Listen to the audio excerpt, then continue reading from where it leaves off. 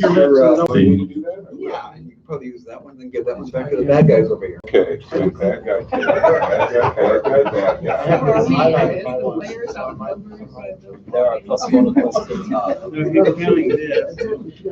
We're trying to avoid cross-quantifier. Who cross the streams? Yeah. Hardly. There are 13 people in the audience. I'm impressed. This is the Corflu first. There are more people in this room than were at the first Toronto Corflu and Panama City Beach Corflu combined. Oh my God. Are you gonna ask them to turn off their phones? Yes. No, right now.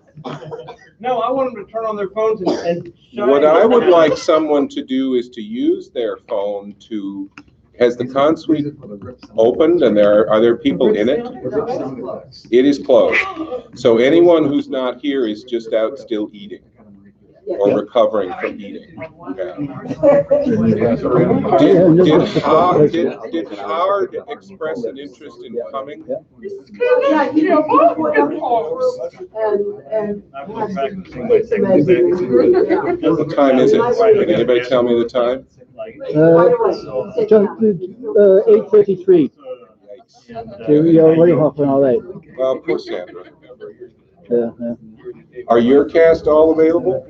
Well, yeah. Well, okay, so we're just waiting for the other Corflu 50 delegate to come back down from using the restroom after supper. And Howard is, I'm sure, going as quick as he can, so let's wait at least a couple more minutes, okay? It's a radio. Actually, Andy. In or out? Yeah, oh, you said. What? That Would you doesn't rather sound walk? good. Yeah. Who's the train Yeah. conductor again? Who's the train conductor again? Pablo, you got Pablo's got that one line as the train conductor. Yeah. Which Oh, you transcript. right here. I can do it from here. We got a script for him? Treat it like a real train conductor. Yeah. But Here. not behind, There we go. by the podium. By the amps? Pablo, let's stand next to Andy or behind. Yeah, she wants to get a full cast I want a photo. picture of the whole cast. I've never had a picture of the whole The cast. mirror image. Yes, I know. It's always been that. It's always So been what that, I and it's fine when it propose gets is to the other you end. sit back here. It is weird that it's, you know, it's hard to do it. It's something to do with the camera setting. Take that right. What did I say once? So as soon as we got to show like that, you see the attention code. We said, no, it's fine when it gets to the viewer. Okay. Okay. That would become the jet propulsion library. Just get all 9 of them in. So you should stand up to do the conductor line. Right, and then we'll sit back down until we're required. Just stand up, get my phone. Yeah, if you want to, you could drag a chair back here if you don't want to sit on that. I don't mind. Okay. Yeah, it keeps me awake. We'll get more of an audience. Yes, the audience is coming. We're waiting. Pablo's back here, so we can. Rich, I'm gonna play to you, so sit where I can see your face. Allie. Al, sorry. I was sober before I went out with him. Allie, you start. If I'm not sober now, it's starting. Because Joe Finn and I have next. All right, It's a well, I'm classic. gonna go back here. Behind Everyone the can hear your lovely, mellifluous voice. lectern, All you gotta do is flip around. Bill, behind the lectern. Neither a podium nor a rostrum, but a lectern. Hey, Rich, do me a favor, go sit next to Pat, would you? Whose script did I steal? David Thayer. Oh, yeah, you gave me one, Uh, and this is Teddy Harvey, not David Thayer, so that's the difference. Do we have one for Dative Hydra as well? No, that's in the trash. Okay. All right. Well, as I vamp for just a few more minutes, I will talk about the origin of the play. If you did not read the Corflu website at all. You might not know that, rather the Corflu Facebook group, you may not know that the play is based on the film, The Man Who Shot Liberty Valance, which was made by John Ford in 1962. If you haven't seen the play, haven't seen the film, go watch it later and marvel at how closely we adhere to the events shown therein. Totally. And I don't know what else exactly to say. Gene Pitney did the theme song. Yeah, and which was not in the film. Right. So if you watch The Man Who Shot Liberty Valance, the song The Man Who Shot Liberty Valance by Gene Pitney is not in the soundtrack of the film. So, yeah, it was not done at the time that the film was completed. The song itself came out in 1965. Right. It was finally released about 3 years after the film came out. That's not too many. Right. Yeah, other people taking 33 years to do stuff like that. Well, but now, let's say, I guess you have to say that that's an indication that that must be a good song, right? If it, yeah, all right. If I can request that you guys speak right into the mic. Okay. I use hearing aids, I doubt some of the. Does everyone have water except me? Yes. You have water right here. Yeah, that's your water. Yeah. We sipped it to make sure it's clean. Very good. I guess I'll leave that there. Well, I think we got to get underway. Alrighty. Right. So I'm going to sit back down here and hide in the back. Wise decision. Raise the curtain.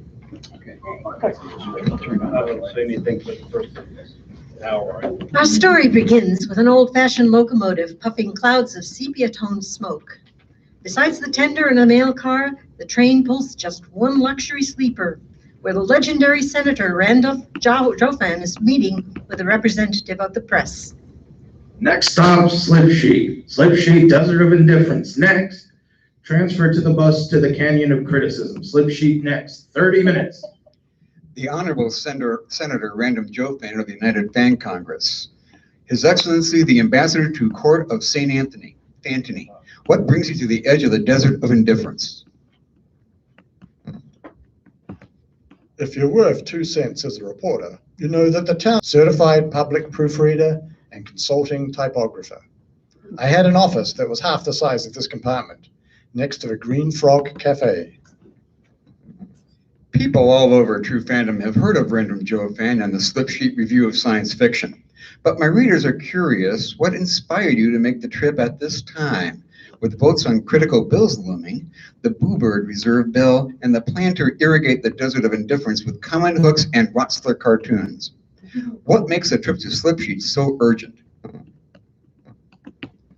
My wife, Hallie, and I are going to pay our respects to an old friend, someone who was important to us in our Slip Sheet days. My condolences on your loss, Senator. Was this someone who worked with you at the review? No, she was a Greep rancher, a mystery reader, but a true fan all the same. She liked Andre Norton and Fletcher Pratt, and she was the first friendly person I met when I came to Slip Sheet. I came into town on the stagecoach from Fort Blotto, and we were still a mile away when a voice called to us to halt. Before I could get out of the coach, there was a blast of plonker fire, and the driver fell into the road with a bloody wound in his leg. And that's when I first met Liberty Campbell. I wouldn't be worth 2 cents if I didn't know your history with the very late Liberty Campbell, the editor of Aggressive Science Fiction magazine. They say he plonked a man for ego scanning. And I would call him a bully and a coward and a bigot. But what's that get us? When I came to town, ASF was the only prozine in the territory, and Campbell aimed to keep it that way. Come on out of that stagecoach, mister. You want to drag you by the heels. What's that in your pocket? Pull it out slow and throw it on the ground. The magazine of fantasy and science fiction? Are you some kind of Bolshevik, partner? It's a good magazine. It's got editorial standards. You shot that man. I only plunked him a little. He was going to shoot my boys with that big scatterplunk, so fair is fair. If this is the kind of literature you favor, mister, I think you might want to consider another way of thinking. I think you might need to come with us and take a free test. Just to get things completely clear. So get this, dude. There's only one source for modern science fiction in this territory, and it's Aggressive Science Fiction Magazine. And I don't need you, or Anthony Boucher, or Vargo Staten, or Puff the Magic Dragon to try and creep in here with your psychoanalysis and your ethnic food and try to tell me otherwise. So, is that clear? I think you and your angry slush pile can go to hell. You can't plonk a man in cold blood and get away with it. Dude, you are a caution. Don't you know I could shoot someone in the middle of Sunday school and my readers wouldn't care? Well, I care. I think you belong in jail, or worse. You talk a lot for a man who don't carry a plunker. David, go to my horse and hand me over my whip. Right away, Liberty. The man had a real smart-looking whip with a silver handle, and he was very proud of it. He smiled at me and crashed the butt down on my head. It only took 2 blows to knock me down, but he didn't stop. When I woke up, my eyes were almost swollen shut, but that was my first look at Talia Donovan. It seemed she had me pinned down and was plucking hairs out of my beard, one by one. Only I didn't have a beard. I didn't know it, but I had cactus thorns stuck through my cheek, and she was pulling them out and washing me with water from a canteen.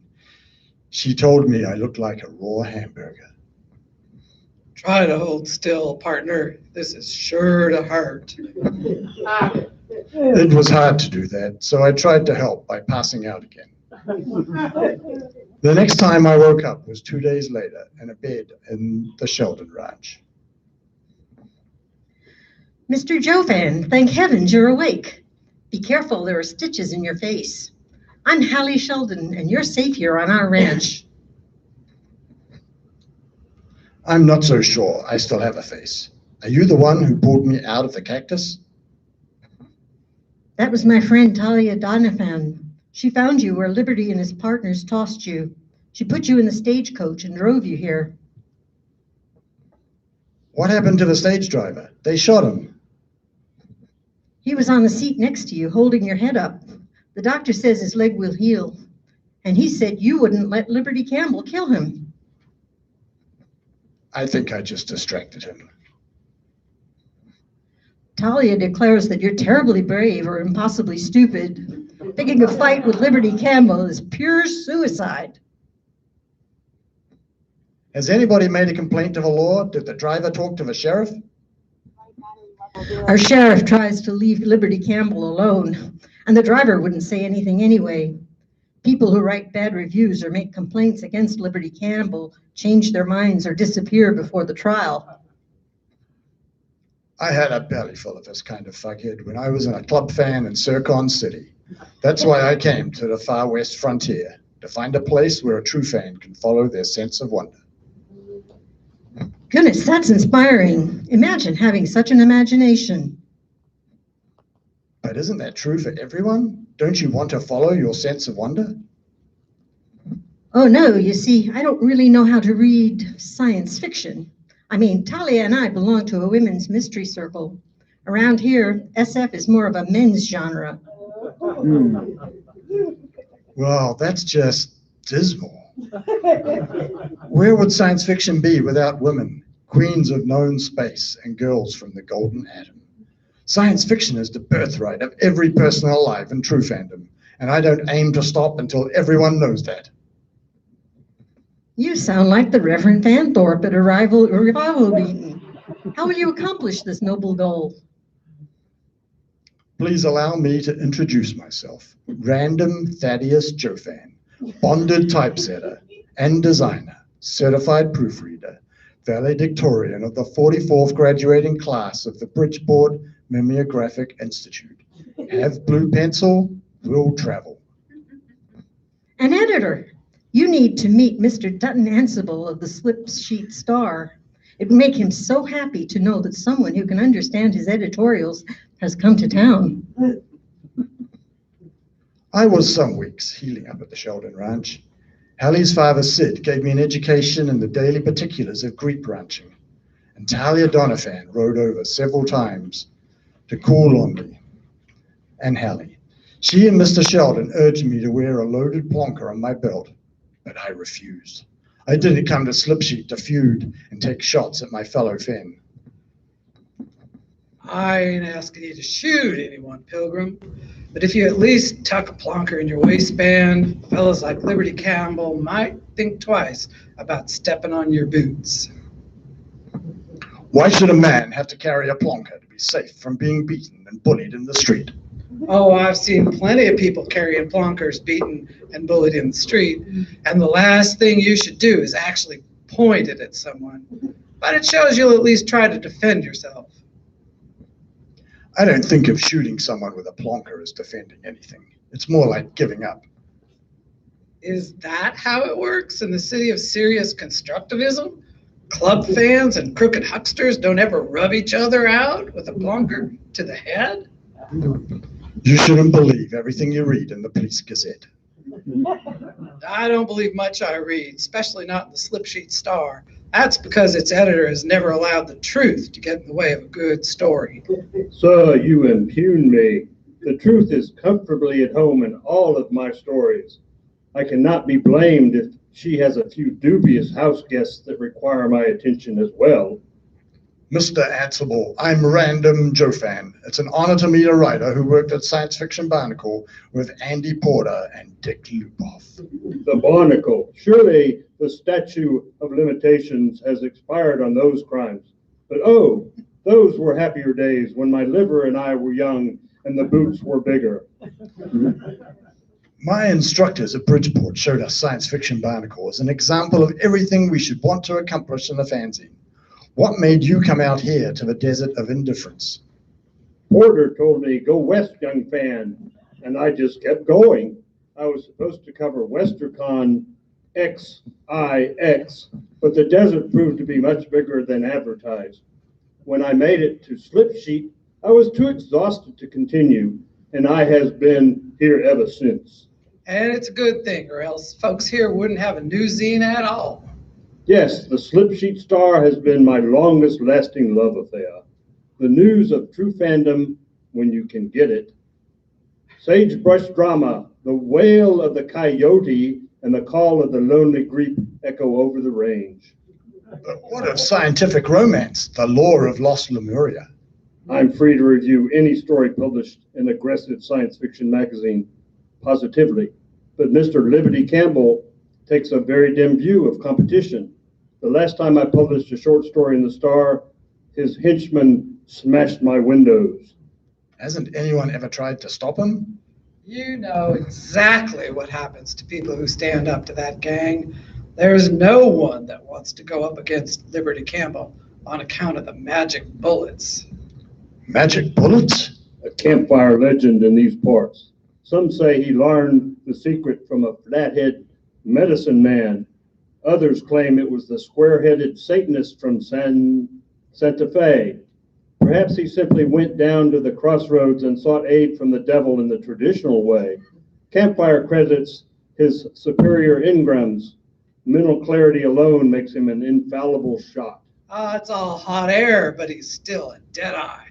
I've never seen him miss, anyway. I think this whole territory is mentally diseased. My dear boy, we live in the shadow of the fabled tower of true fandom. The railway crossed a river made of mimeo ink just to bring you here. Is an enchanted plonker any more fabulous? No, but the whole business is crazy, settling editorial differences by plonking each other in the street or smashing in the editor's windows. What happened to pointed letters of comment? Liberty and his partners get paid by the big Greek barons to cause trouble, break up any move towards statehood. If we become a state, the range will be broken up and fenced. And aggressive science fiction won't be able to shout down the competition. Real pro mags will arrive by the United Fan Postal Service. And Liberty won't be able to tear them all up, Mr. Ansible. I want to submit a column to your newszine, Our Future with Statehood. Pilgrim, your face still hasn't healed up from your last visit with Liberty's gang. Are you sure I can't convince you to wear a plonkin iron on your hip just for show? That's not a show I want to put on, but I'll take the risk if Mr. Ansible and the Slip Sheet Star are willing to stand with me. It's Dutton to my collaborators. Prudence would suggest I reject your submission, but even a relatively small amount of whiskey will argue otherwise. Bring a bottle with your manuscript. I've known several editors with a similar policy.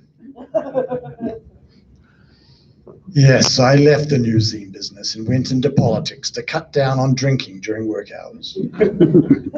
By this time, I had a room in Slipsheet and rented that tiny office on Main Street. I was preparing the first issue of a new review of science fiction and started a book discussion group at the Green Frog Cafe. Hallie Sheldon took a job waiting tables there so she could attend our meetings. Her pa Sid went around and talked it up so the other G ranchers each made their gripans draw lots, and the loser was forced to attend the meeting. Some of them even read the book. So that concludes our discussion of The Left-Hand Darkness by Miss Ursula K. Le Guin. Buck Thornton says he got lost in the story, while Flacco Augustine found the concept of variable gender difficult to imagine. Curly Turville said he found the protagonist curiously diffident and easily spooked. And Joe Bob says, check it out.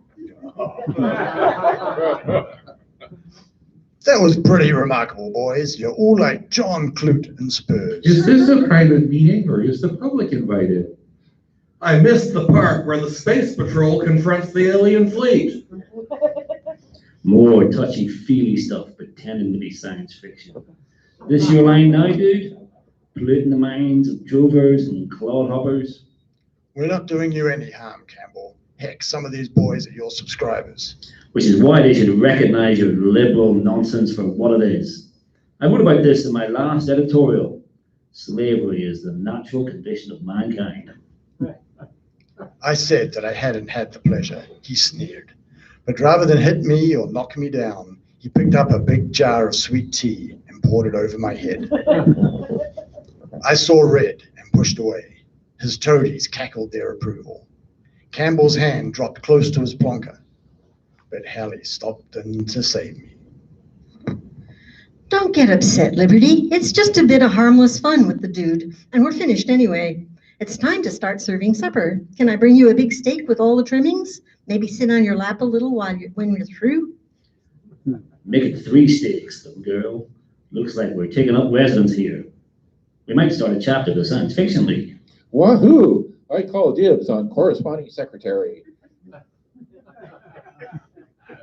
I'd taken all I could and left to find dry clothes. Liberty and his boys broke a serving dish, threw their bottles into the fireplace, and left without paying a cent. I went to find Talia Donovan and told her I wanted to learn to fire a plonker.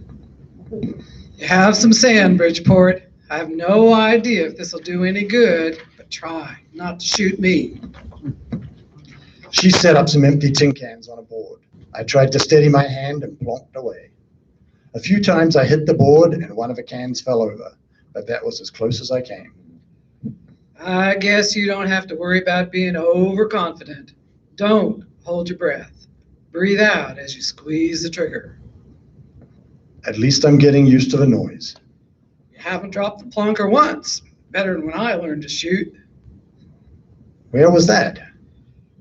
Back on the farm in Mundania, the only girl with 4 brothers. They taught me everything. Detectives always seem to know how to shoot. Do they learn on the farm? Most private dicks are ex-cops or soldiers. Few of them are professors of ancient literature or medieval monks, but most are disillusioned policemen. It must be nice reading mysteries. Nobody acts like you're crazy for liking it. Are you kidding? Such magazines are not fit for a young lady. They called Black Mask and Thrilling Detectives trash, and that's where it went when they found my copies. I set out for true fandom on my 18th birthday and never looked back. Then doesn't it bother you that Liberty Campbell wants to tell me and other science fiction fans what we can read? Liberty Campbell never said boo to me. I can bulldog a full-grown greep, burn my initials on its butt with a hot iron. Campbell doesn't take up with those that can defend themselves. Well, what about Hallie then? She's trying to discover a new world of science fiction and fantasy. Don't you care what she wants? I know you have a plonker in your hand, but you better be careful, Bridgeport. I think you know how I feel about that gal. I think everybody knows how you feel. That's half your problem with me, isn't it? What? Only half? Before you came along, Allie and I were thick as thieves, with friends like Agatha Christie and Rex Stout and Ellery Queen. I'd bring your bleeding carcass to her door, and the next thing I know, she's lost in the land of Pellucidar and worrying about the state of the world in 2140 AD. You can't blame me for that. I showed her just a handful of good stories, and she wouldn't stop asking for more. She wrote a letter to Gene Wolfe. She's a natural true fan, Tao, and that wouldn't change if I disappeared today. But you're not going anywhere unless you run into one of Liberty Campbell's magic bullets. Here, let's try something more fun. Throw one of these old cans of paint up there and see what kind of modern art we can make. I went to set the can up on the board as Talia suggested, and as I set it down, a plonker ball whizzed past my hand and struck the can. White paint flew out of the top and caked half my face and most of my shirt. I turned on her, mad as hell. Oh, that's exactly the kind of dirty trick you can expect from Liberty Campbell, dude. Come on, I owe you a tussle if you want it. I was winding up to smack her in the face when it occurred to me that Talia was a woman and outweighed me by 20 pounds. Not only would it be dishonorable to hit a woman, but she would likely beat me silly. I pulled my swing and used both hands to push the remaining white paint out of a can and onto her fancy chambray shirt. Oh, you child! But it doesn't matter. Good luck getting Hallie to kiss you when you look like half Pagliacci. Laugh, clown, laugh. A lot of pump water later, most of the paint was gone, but I was no better with a plonker in my hand. Weeks passed without more trouble, as I wrote more columns for Dutton Ansible and gathered more material for the slip sheet review. But finally, both Dutton and I had to attend a public event, a town meeting to select a delegate to attend a territorial convention in Bullhorn Junction. Please now, folks, I need you to let me get down to business, or we'll be here all night. And you can't go that long without a drink. Order, you pipe down, Moskowitz, or you'll get your turn. You can't sit there. What's wrong with you, friend? Are you sunstruck? Dave Kyle says you can't sit there. Order, this here assembly is called for the simple but grave purpose of electing a delegate to represent Slipsheet at the Territorial Convention at Bullhorn. With no other business before us, the chair will entertain nominations from the floor. Oh, yes, me, Mr. Charman. I would like to nominate a man who is a long-time resident of Slipsheet, with a proven record of service and affection for this community. A man who promises to put rational disciplines such as eugenics and phrenology above wishful thinking. In short, Mr. Chairman, the best friend which this territory has ever had, Mr. John Liberty Campbell. And I'm his second. Very well. The chairman recognizes the nomination of Liberty Campbell. Are there any other gall-darn nominations? Mr. Chairman, I'd like to nominate Random T. Jofan. He's a man that keeps his cool in the face of opposition with a strong sense of what's right.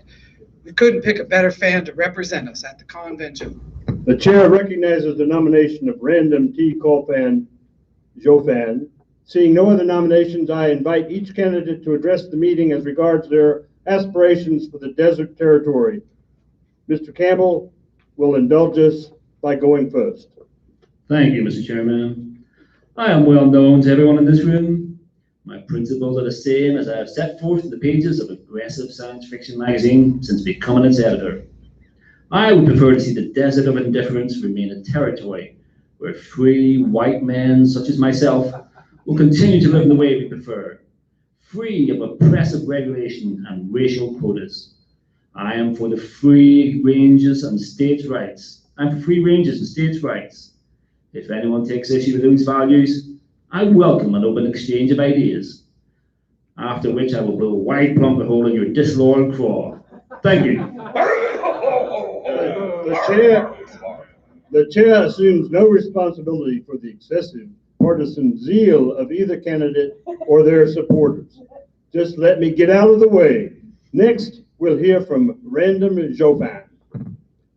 Thank you, Mr. Chairman. Thank you, Talia Donovan, for thinking enough of me to nominate me for this distinction. I am a new citizen of Slipsheet, but the kindness shown me by the people of this town has been overwhelming, and I would consider it an honor to represent you at the Territorial Convention. I think you deserve the many benefits of statehood: improved roads and railroads, schools and bridges, municipal fire departments, also one-shots, club zines, fanthologies, semi-pro-zines, letter subs, news zines, critical journals, holiday specials, and Harlan Ellison tribute issues. I want to see the benefits of modern mimeography brought to Slipsheet so that anyone, everyone, will be able to push pub their ish. Thank you, ladies and gentlemen. Thank you, gentlemen, for those illuminating presentations. I propose we now call the question with a simple show of hands. All those in favor of sending Mr. Liberty Campbell to the convention, please raise just one hand. 7, 9. All right, I think I see you all. Now, will those favoring Mr. Random Jofan please signify this by raising one of your hands? The chair observes that there is an overwhelming preference for Mr. Jofan, and therefore he will represent the town at the Territorial Convention. This meeting is adjourned. Wait a minute. Fraud. Stumpy Proctor held up his hand and his crutch. We need a recount. Hang Chad. Hang Jeremy. Adjourned. This meeting is adjourned. The bar is in session. A fine celebration followed the vote. Many people were happy to buy me a drink and assure me that I would be a brilliant delegate. So I was full of borrowed courage when Hallie came to offer her congratulations. That was a lovely little speech that you gave, Random. Do you know that I love to hear you talk? That's very convenient, you know, because I like to hear me talk as well. However, I must admit that I enjoy kissing even more. Kissing, Mr. Jofan. You seem to have many talents I have not yet appreciated. Allie, Rand, you need to come quick. They smashed up the Slipsheet Star and Dutton's in a bad way. Dutton's eyes were foggy when we found him. I could see the telltale marks of the Campbell's whip all over his face and head. It was a blessing when he lost consciousness. But Dr. Jackson doubted that he would ever wake up again. And that was the night you...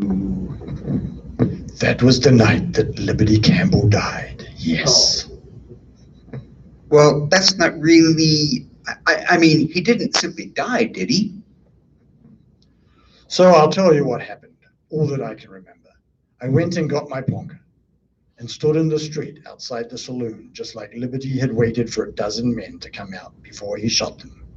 He came out more drunk than usual, but when he saw the plonker, he stood up straight and gave me a wide grin. All right, dude. And here I thought I would have to come find you. Come on up out of that shadow where I can see you. Surely you can hold that plonker up with one hand. I can hold it long enough to kill you.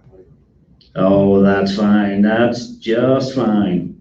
Everyone heard that declaration. It's a declaration against my life. So go ahead, dude. Take your stance. I glanced away for a moment, settling my feet. That's when Liberty shot me through the left arm, very casually. The blood shocked me, of course. It fell in dirty drops in the street. Liberty just laughed and motioned to my plonker. Go ahead, pick it up. I flinched a bit, figuring he would shoot me again. But he didn't. He let me pick up the plonker and raise it into a firing position. No, dude. This one's going right between your eyes. I fired the plonker, and it seemed to me he fired a second after I did. But the plonker ball hissed by me. No magic tonight. And to my astonishment, Liberty groaned and fell heavily to the ground with a bloom of red spreading across his chest. Stunning, an amazing exchange. I remember those seconds in perfect detail. But after Liberty hit the ground, I went blank. I know I went down to my knees, but then Hallie was there, pressing a cloth on the whole of my arm. Then I was in Dr. Jackson's surgery. They brought Campbell there too, but he was dead before they got him on the table. Dave Kyle kept screaming for them to do something, but there was nothing to be done. The doctor picked up some fragments out of my arm before I was stitched up, and the rest of the night is missing. And the story continues with your arm in a sling at the territorial convention, triumphantly chosen to represent it in Sircon City. You're getting ahead of things. A lot more happened that night. After she saw Hallie taking care of me, Talia Donovan went up to the saloon to get thoroughly drunk. You heard him say it. He said he was there to kill Liberty. Poor Liberty. He was too drunk to know better. We was drinking off the rigged election. Which one of you held up your hands for that random Joe fan? I dare you to show yourself. Ain't no one going to. It was all a hoax. Possibly a Chinese hoax. You see how quick Doug Nanceable called that election? Before anyone had the chance to turn around. How do we know there was an overwhelming majority for Joe fan? We couldn't see ourselves. But where is Ansible now? He's not calling for any questions now, is he? I pooped on his desk. Joe Fan's probably drooling on ether over at Doc Jackson's right now. I say we get a rope. String him up. In his sleep if necessary. Waking up's too good for him. I don't suppose you two will shut up and let a woman drink in peace, will ya? Donovan, what do you have to do with this? You nominated the skunk. I saw it happen the same as you. Liberty just shot him in the arm when he could have killed him, and then Rand shot Liberty right through the chest. But that wasn't the way it was supposed to happen. You mean Liberty was supposed to squeeze off another one of them magic plonker rounds and drill Rand right between the eyes? That's what you mean, isn't it? I don't know what you're talking about. Well, let me explain it to you then. You see, John was a good straight boy to begin with, but there was bad blood in him. Some ways he got into the magic bullets, and that leads straight to the devil's work, just like marijuana leads to heroin. You think you can take those bullets or leave them, do you? Just save a few for your bad days.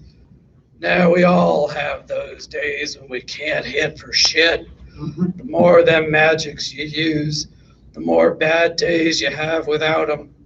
So it comes down finally to all your days being bad without the bullets. It's magics or nothing. Time to stop chipping and kidding yourself. Kid, you're hooked. Heavy as lead. And that's where old John found himself out there at the crossroads, molding the devil's bullets. Now a man figures it's his bullets, so it will hit what he wants them to hit. But it don't always work that way. You see, some bullets is special for a single aim, a certain stag or a certain person. And no matter where you are, that's where the bullet will end up. And in the moment of aiming, the plonker turns into a dowser's wand and points where the bullet wants to go. You've been eating that Jimson weed again, Talia. Shut up, Sam. What are you trying to say, Donovan? That Liberty plunked himself? Man has a dark feeling of guilt. a secret need to be punished for all the bad, unforgivable things he's done. The bullet will know that, David. The wonder is that it stopped inside his shrunken heart instead of busting straight through him and tearing into both of you. Take it easy, Jonathan. Maybe it's enough for one night. Why stop the fun? I'm sure I got at least one round left with your name on it. Want to play spin the plonker with me, boys? Sam, get your coat. We're not going to stay here and be threatened with death. You go ahead and enjoy your drink in peace, Jonathan. But you let your friend Jofan know he's going to pay for what he's done, too. And were you aware of these threats when you set off for the territorial convention? I didn't hear about the scene at the saloon for months. Both Dutton and I survived our injuries to repair the press, and his office was soon home to both the Slipsheet Star and the Slipsheet Review of Science Fiction. I had time for one preview issue, and then I had to catch the train for Bullhorn Junction. Oh, also I asked Hallie if she would marry me while we were on the train. It's why we have a fondness for traveling by railway, even a narrow gauge relic like this one. That's a romantic detail that my readers will love to learn.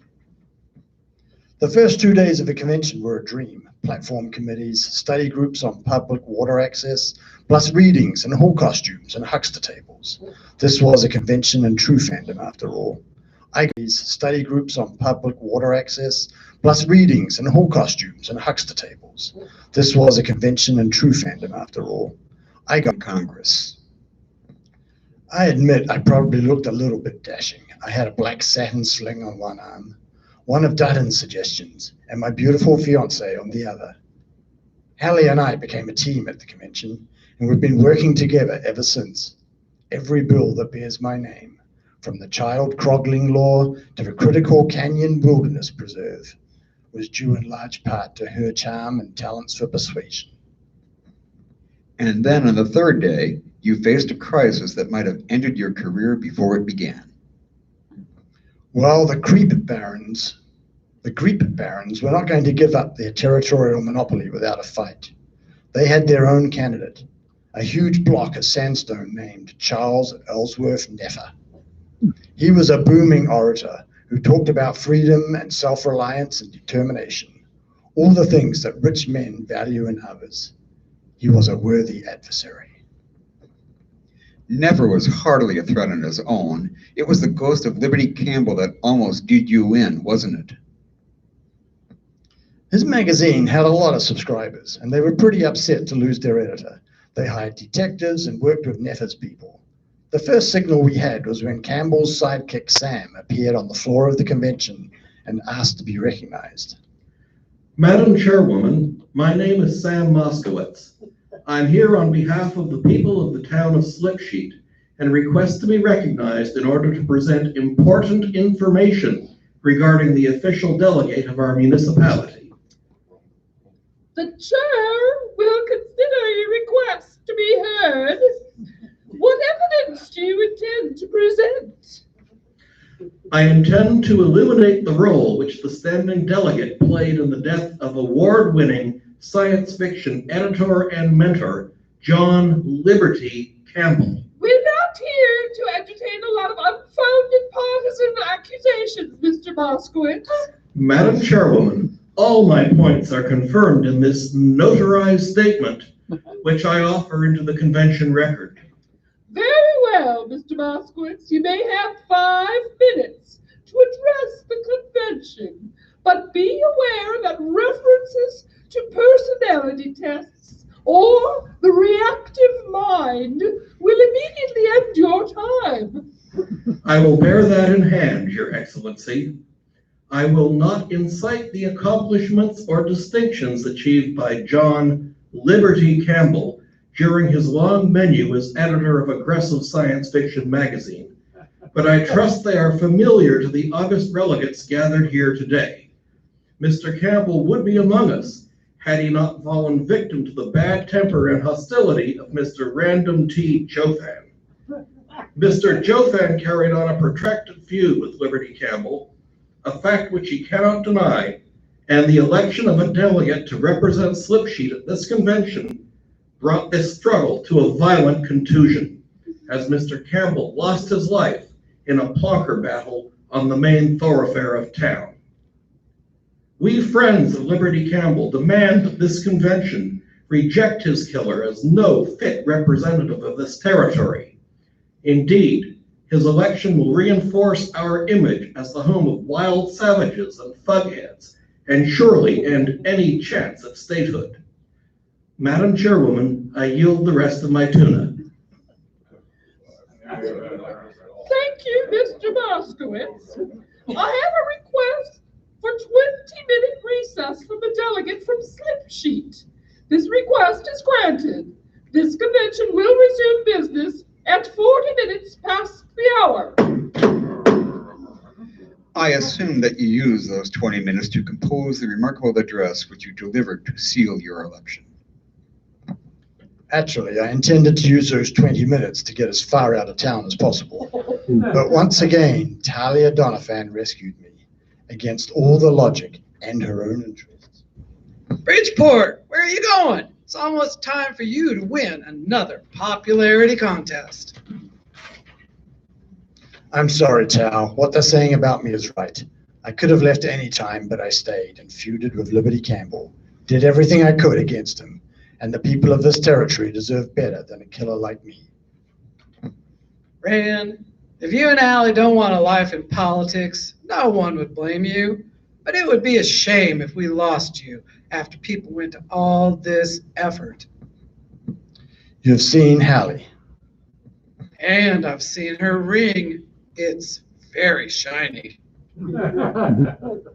How can I ask her to take a killer as her husband, Tal? Oh, please stop. You were there. You saw what happened. I don't believe the fairy tale about Liberty's own magic bullet killing him. Well, you'll have to, partner, because that's what happened. Only the bullet didn't come out of Liberty's plonker. Then whose plonker was it? Did you shoot him? No, I was too slow. My long plonk was still strapped to my horse. Then I don't have a clue. Did I have somebody else there on my side? You remember the day at the Green Frog when Campbell dumped the jar of tea on your head? And how Allie made you feel even worse by loving up to Liberty and his two rats? What did she do? She reached behind him and slipped one of those magic bullets out of his cartridge belt and into the pocket of her apron. From that day on, she carried her dad's old Navy plonker in her saddlebag with the magic bullet loaded.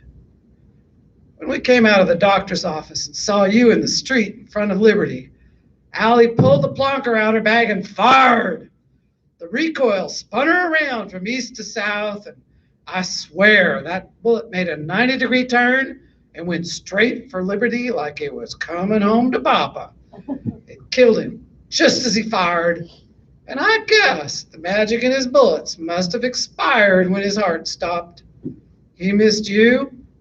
Here we are today. But she could have been killed. Why did she do it? If I had to guess, I'd say it's because she loves you. And now you have to do your part. Just go in and tell them the truth about what you did and what you want to do for them. Leave out the magic bullets. You'll be fine. People can tell you're on their side, Rand. But do you realize I meant to do it? I thought that I did it. Don't count. Your page is still clean. But you might be justified in worrying about Allie a little. Those bullets are the devil's calling card. If she used them once and saved your life, she will surely be tempted to use them again. Just try to keep her clear of any crossroads. And after that, I walked back into the convention and made my way up to the podium before they called on me. I described the aspirations that had brought me to the desert of indifference and the people that I had met there. I talked about science fiction and the public trust it represents. I told them that I had no right to be alive, but that I felt I had been spared in order to do something meaningful for the people of the territory. And maybe people did think I was on their side, because I was chosen to represent them in Sircon City. And everything that followed that, I owed to the people I knew in Slipsheet. That's why I'm going back there to say a proper farewell to Talia Donovan. Gosh, wow, what a story. Glad you liked it. Will you try to publish it? Nah, not a chance. This is the West. When the legend is distinctly more plausible than the truth, print the legend. Well, you've been remarkably patient with my rambling. I think you have earned an interview with a corroborating, no, a collaborating source. So I'd like to introduce you to my wife, Hallie Sheldon Jofan. She's the fan who shot Liberty Camel. It's such a pleasure to meet you. Bang! Ah! I'm kidding, I'm just kidding. This is what I meant by her charming persuasion. Absolutely, sir. Charming and terrifying. My compliments. After all, this is the West.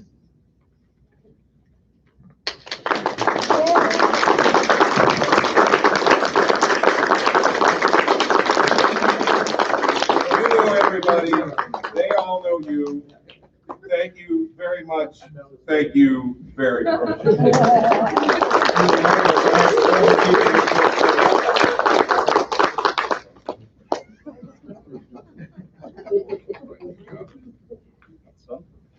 We can wait for craft services now. Yep.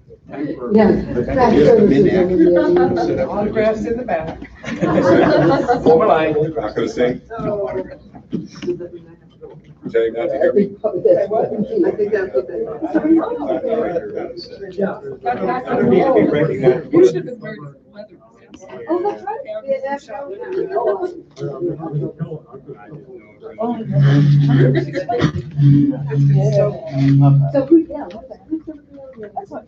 And in the moment of aiming, the plump that becomes a Bowser's wand.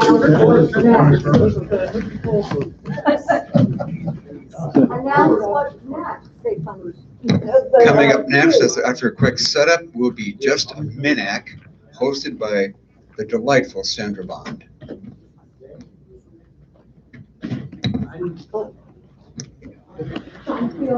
Everybody's feeling like I think I should take the water. I'm gonna take, Right. Great job. And then you put a chair on.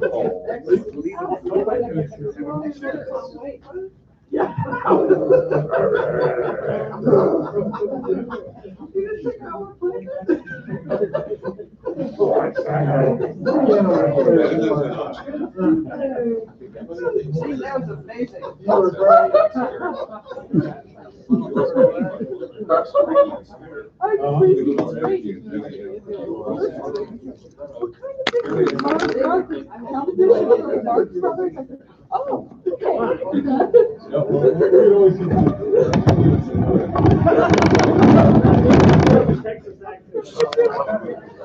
amazing. I've heard it all my life. I can even say. I had a coyote.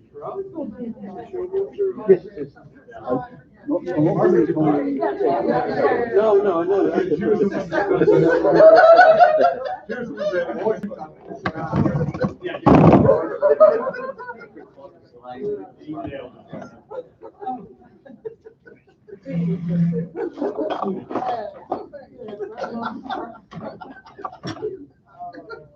Would you love me to do? That's always. Or die.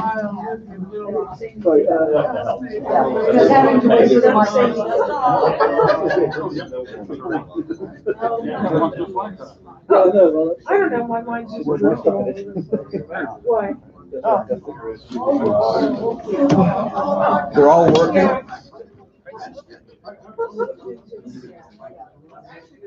Yes, I think.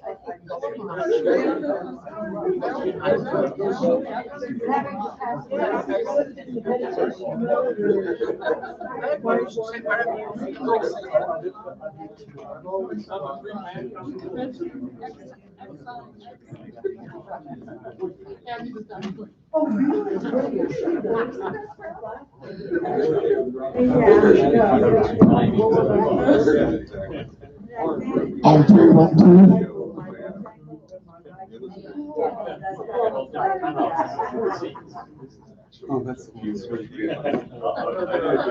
1, 2, 1, 2.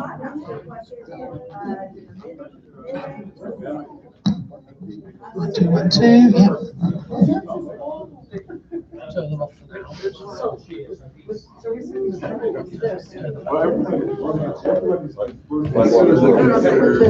So Andy, thanks for the suggestion. Good to hear it working. Yes, and excellent improvisation. There you go. Gavel with your cane. Oh, of course. You did a fantastic job. It's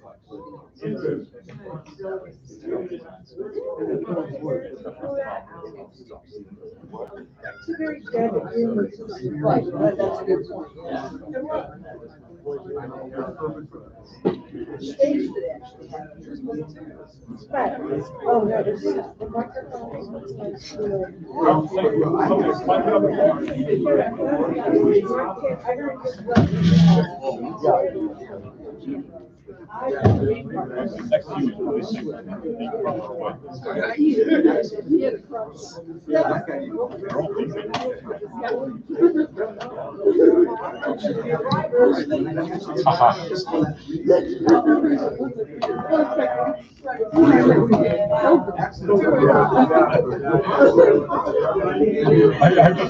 I just don't know. So ridiculous.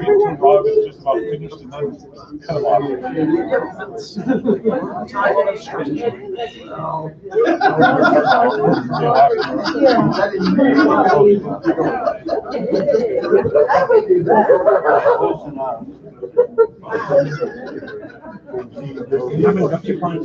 Oh, right.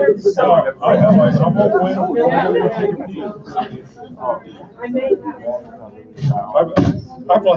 I blame Sandra for not providing, she's not, providing the appropriate.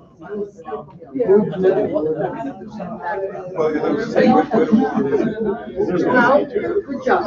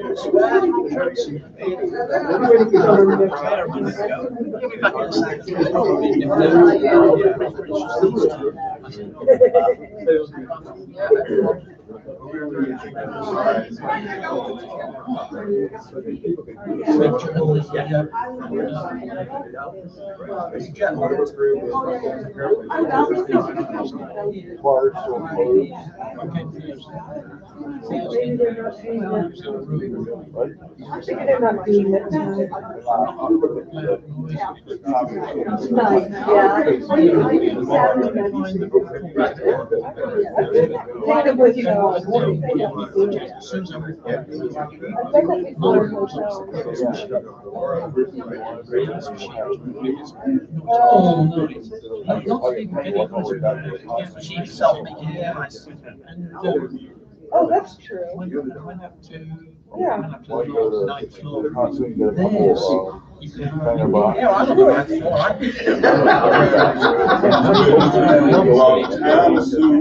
Oh,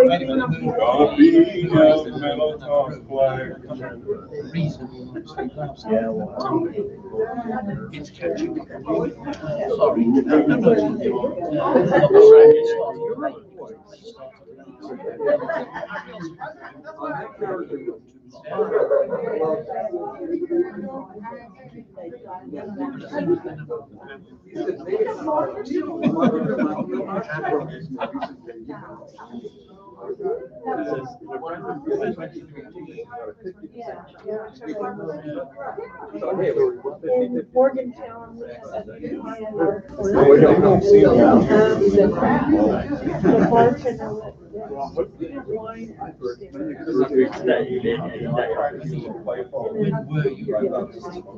I met so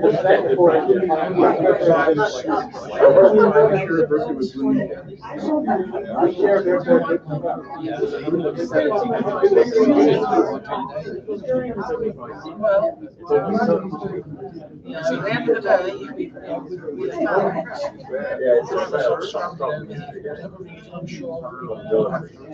because that's the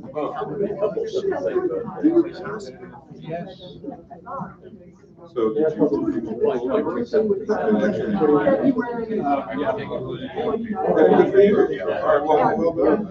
have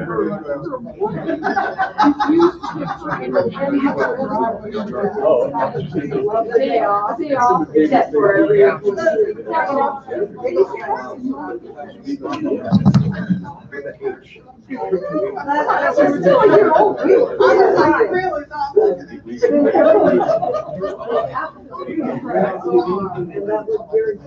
there you go. Now it works. Yeah.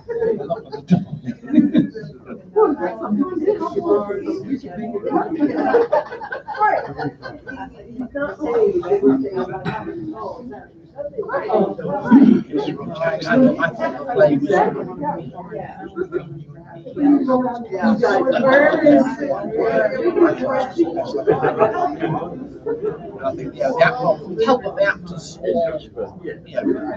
you spoke legends, the microphone. Andy, Yeah. where are you going? Okay. I'm trying to force you to stay here and hire our amazing minister. Right, Chief? Right, Chief? We're going to come up with amazing witticisms. Of course. Yes. No, sorry. Somebody is somewhere. Probably He's got a wall. How do you get the beer? How are you going to beer? If anyone's meant to have a beer on this, it's me. And Bob? Where?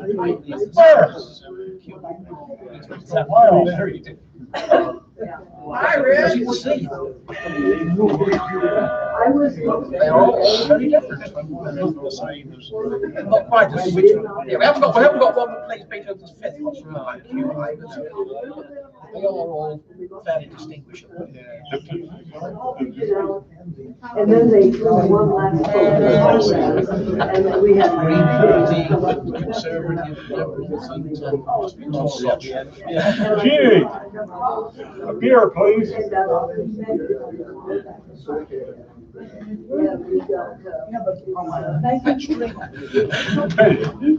Best drink, please.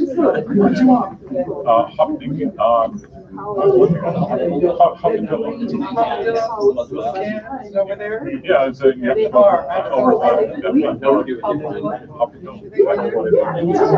to the bar. Can I get one of those pints of the Long day. Genuinely, Okay, good.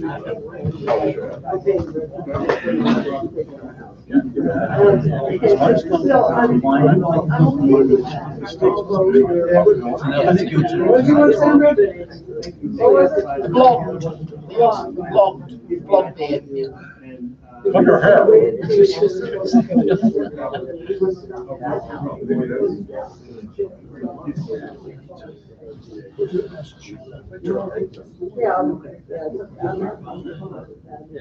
Yeah, I look at the one here. Well, that was nearly the case with the other thing. We counted up.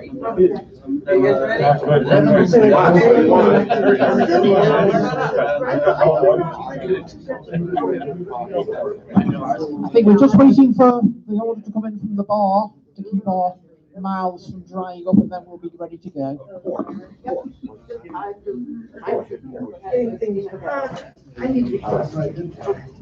Meanwhile, let's talk crap about people that aren't here. Do that anyway. So before we go on to the main part of the Guernsey Awards, which I know you've all been waiting for, first we are going to hand out the Aggressive Award, not a Guernsey. And so this year, the Aggressive Award for Best Fan Playwright is Andrew Hooper. Andy, would you please come on?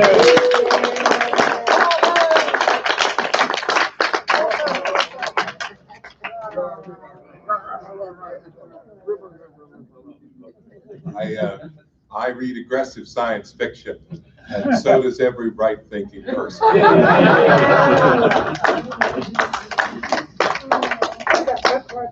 would shake your hand, but I get the play. I'll keep my tail. You can bump elbows. Bumping elbows is okay. Trust it doesn't have. Well deserved. Well deserved. Thank you. We're gonna be funny. Okay, whilst we're waiting for the beers to come in, let's turn the microphones on and test our buzzers. I think this one, is this one working? Yes. Yep, and I think I'm good. Examination, that's somebody else's Yeah, job. I'm afraid the contestants will have to manage with one mic between two. I get one all to myself because I am the chair. And as you can all hear, all our contestants have a buzzer which sounds, in theory, so different that you can tell them all apart with the greatest of ease. That's one with your plonker.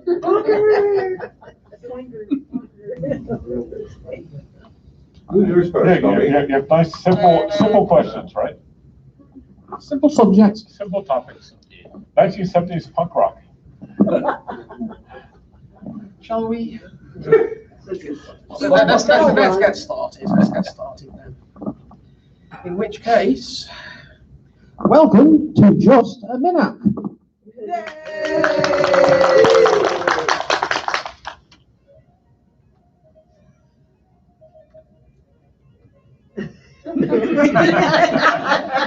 And as the Minute Waltz dies away, we introduce the audience to 4 contestants who are going to play this ultra-fanish game yet again. To my left, we have the old stalwart who's been, I think, in every one.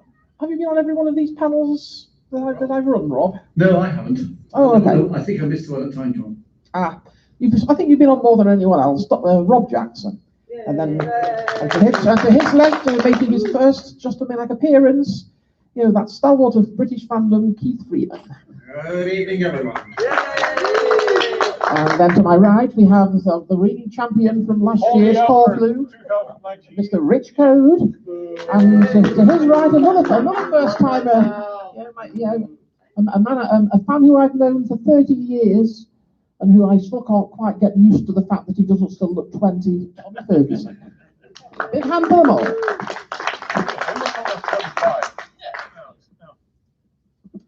Right, now for those of you who don't know the rules, I'll run through them very quickly. All of our contestants, in turn, are given a subject, and they have to speak upon that subject for 1 minute without hesitating, repeating themselves, or deviating. And if any of the other contestants decide that they have done any of those forbidden acts, they get to push their buzzer and challenge. And if the challenge is a correct one, they get to take over the subject and try to fill in the rest of the minute. And then whoever is speaking at the end of the minute, I would say when the whistle goes, but I don't have a whistle by some oversight, gains a point. Oh, I have a little dingly bell. Good night. you also get a point for a successful interruption, but you lose a point if the interruption is unsuccessful. Yes, if you make a challenge that is ruled incorrect, then if you're the person who challenged gets to retain the subject, continue from where they left off, and get a point for it. And upon occasion, someone may manage to speak for the entire minute without being interrupted, and if that's so, they get an extra bonus point for that feat. And I should probably mention, because John G. Berry didn't realise this last year, that the one thing that they are allowed to repeat is the title on the card, i.e. the subject of their 1 minute. But John also realized that you could stop people because they were being too boring. And Rich Cone, I'm going to invite you to start off this year's competition. And the subject upon which I would like you to speak is The Crying of Lot 49. You have 1 minute starting now. The Crying Lot 49 is a brilliant novel written by Thomas Pynchon. It was the second novel that came out and which... And novel twice? And that's the first point. Keith Freeman breaks his duck. And Keith has 55 seconds on The Crying of Lot 49, starting now. Which is a strange thing because I've never heard of it before. However, I will talk about Lot 49 or Crime 49. Oh, challenge from Tommy Ferguson. Yes, I think you stumbled over the words a little there, I'm afraid, yeah. So that's a point to Tommy, and Tommy now takes over the subject of The Crying of Lot 49. 48 seconds starting now. I'm a bit like Keith, I have no idea what that is about, but that's not going to stop me talking. It's never stopped me talking before, so I think the audience called that one as well, but for the sake of formality. And you will stop talking. Yeah, several things twice. Point there to Keith, and Keith retakes the subject with 39 seconds to go, starting now. Knowing nothing about it, I will start with the title. What was the title? I don't know. I think Rob was just ahead there. Keith did indeed repeat the title. Rob scores his first point. And has 32 seconds, starting now. I'm going to... Oh! I think you were a little enthusiastic there, perhaps. I'm going to overrule that challenge, which means that Rob gets a second point and has 30 seconds on The Crying of Lot 49, starting now. Thank you, Sandra. One of the problems with being on... And, yeah, there's no arguing with that one. So Keith scores another point. And Keith has 24 seconds on The Crying of Lot 49, starting now. Now, we will go into the question. There seemed to be some hesitation there. Oh! It's a cutthroat game tonight, isn't it? That's I mean, all I can say is we are definitely all wearing He's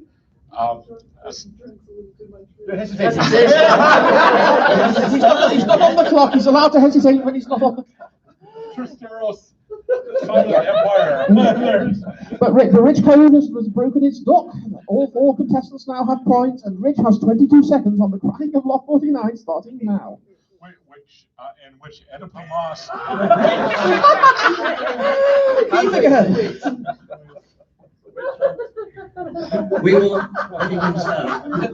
And Keith has 19 seconds on The Crying of Lot 49, starting now. Well, if I start counting down from 19 seconds, we might get somewhere, but... Oh. No. There. No. That was a dramatic balance. This one, I'm not certain. I'm going to throw this one open to the audience. If you think that Keith hesitated... Rich has been abusing this rule for 2 straight years. Well, I think we know which way Andy's voting. So if you think that Keith should keep the subject, cheer. And if you think that Rich should get the subject, cheer. Oh, Rich, I'm afraid this is how not to play a crowd. So that's another point to Keith Freeman. He has 13 seconds on The Crying of Lot 49. He may not know anything about it, but he keeps getting the subject, starting now. Well, where was I when I was so rudely interrupted by a certain contestant called Rich? Now, that is not... That is... Yeah, Rich, I'm afraid there's no two ways about that one. And Rich Code gains the subject with 4 seconds to go, starting now. Yes, when the paranoids blew the lights out, that was the end of... This is the way And that's the end of the first round, and a high-scoring round indeed. And Tommy Ferguson, who is still new to this game, is bringing up the rear with Rob Jackson just ahead of him and Rich just ahead of that, but off to a flying start. This is first game of just a minute. It's Keith Freeman. So, now, if you ask me something I know something about.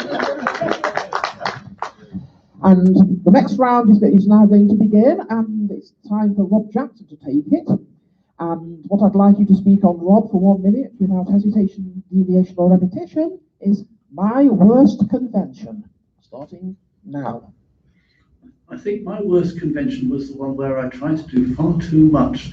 This was a World Science Fiction convention where I was on the committee with about 3 jobs, and that was 33 years ago. I think everybody will know which convention I mean. You mean thinking too much? There was definitely 2 things.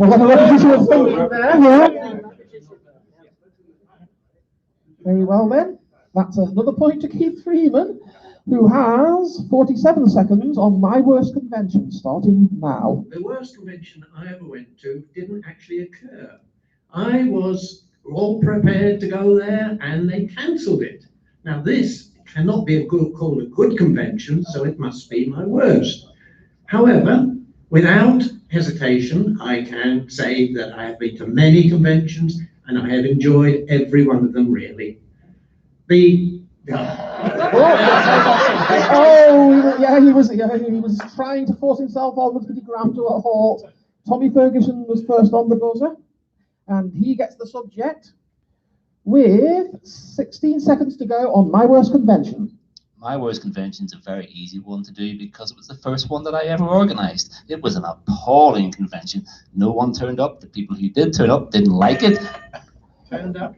Oh yes, a fatally easy mistake to make. He repeated the words "turned up." He leapt in yet again, and Keith has 8 seconds on my worst convention, starting now. turning up at a convention, the second convention I went to, was also, in fact, the one that I helped organise. I was a... You never know what I was now, will you? So Keith Freeman, for the second time out of 2, he was speaking as the whistle went. He gains an extra point, and he's building up quite a lead. But it's early days; anything can happen yet. And it's Keith's turn to start the next one. So we shall see how he does when he has a whole minute ahead of him. Keith, bear with me. Keith, I would like you to talk for a minute on the end of the world, starting now. The End of the World, funnily enough, is the name of a pub near me. It is on one of the streets in Reading. It used to have a different name, but suddenly it changed its name to End of the World. I repeat its name. Yes. But he was himself. He ranked himself. Repeat the name, Dad. Stop spilling beer all over my tablet. That's a good question. But, Challenge yourself and get the point.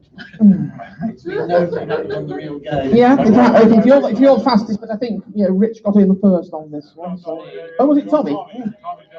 Beg your pardon. Yeah. In that case, Tommy, I'd like you to speak on the end of the world for 44 seconds, starting now. So the End of the World is another pub in Belfast, down the end of my street, and Yes. Oh, but wait. The word "end" is on the subject, so that's an incorrect challenge from Keith Freeman, who puts a foot wrong for once. So Tommy scores an extra point for an incorrect challenge. He retains the subject, and he has 36 seconds on the End of the World, starting now. so I hope the End of the World doesn't come anytime soon, because I'm quite keen to get back to Belfast next Tuesday, and with the virus, the End of the World is something that's in... Is there a petition about the end of the world? That was a title. Oh, you can do it. Yes, I specifically said that at the start this year because John P. Berry made that mistake last year. So Tommy scores a second bonus point for an incorrect challenge. He again retains the subject, and he now has 33 seconds on the End of the World, starting now. it's doomed anyway, so give it up. And he's too busy laughing. This is starting to feel like the end of the Yeah, world. repetition. Yeah, laughing I think counts as repetition because it's ha-ha. No, Tommy, I think Tommy's being, we'd be quite generous to Tommy, so I think we'll give Keith this one. Oh, I think we should give it to Rob. If Rob wants it, he'll have to challenge in the proper way. And that's 20 seconds for Keith on the end of the world, starting now. As I was saying earlier, that's before it was so rudely interrupted, it's a little pub. Hesitation. Yeah. Rob Jackson leaps in, he takes over the subject, and he has 12 seconds on the end of the world, starting now. The End of the World is the title of yeah, everyone saw that one coming, but Rich Code saw it fastest, so he takes over the subject with 8 seconds on the end of the world, starting now. The hesitation of Rob Jackson that brought about the end of the world. What? Deviation. What hesitation? No, there was no hesitation, because he's saying that, talking about the hesitation of Rob Jackson, it may be the end of his personal world. It's the end of the world in general. No, I'm It's such a harsh mistress. No, I think I've got to overrule this and say that Rich was hadn't had enough time to establish in what way Rob's hesitation led to the end of the world. So he has 3 seconds to explain that, starting now. My 18 did not come out, and that was it. And that's the end of that round. Rich Code was speaking as the whistle went. He scores a point. He's into second place behind Keith Freeman. And for the fourth round now, Tommy Ferguson is who begins. And Tommy, I'd like you to speak for a minute.